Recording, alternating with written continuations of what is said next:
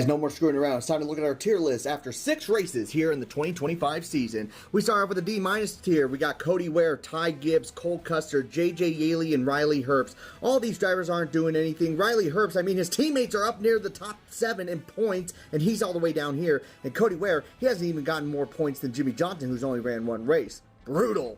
Next up at the D tier, we got ourselves Austin Dillon, Ty Dillon, Shane Van Gisbergen, and Todd Gillen. Todd Gillen's been a bit of a disappointment for me. I hope he does a little bit better.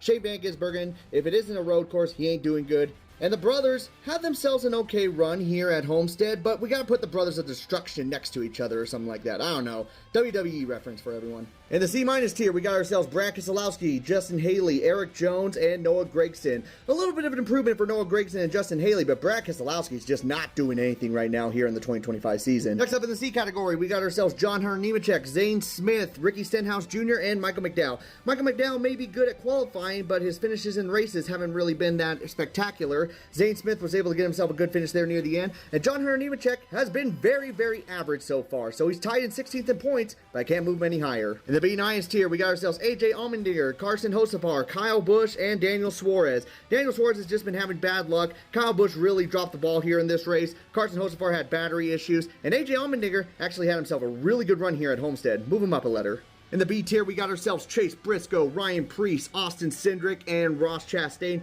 None of these drivers really too spectacular. I mean, Ryan Preece had himself a good finish, and Austin Cindric was able to get himself points, but really, there wasn't much else to say. I mean, they're doing good in the points, but not spectacular. Future vanilla wafers, I forgot to mention that Chase Briscoe had himself a top 5 finish, which is actually really good. I'm still keeping him in the B tier, but hey, you know what? Vanilla wafers shockingly made a mistake, I know. In the A- tier, we got ourselves here Ryan Blaney, Bubba Wallace, Chase Elliott, and Chris Buescher.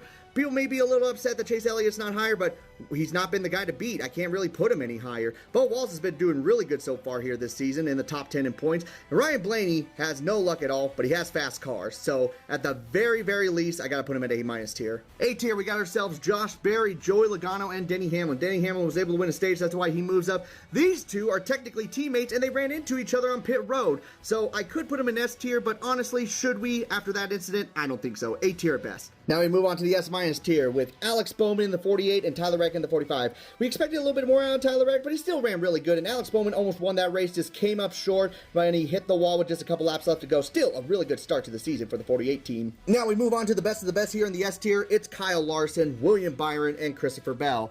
Kyle Larson was able to get his first win of the season. He's probably going to get a lot more. William Byron still the points leader, still being super consistent. And Christopher Bell, yeah, he had himself a rough going at Homestead, but hey, he still got 3 wins, so we can't really put him any lower. And that is our tier list so far after 6 races in 2025.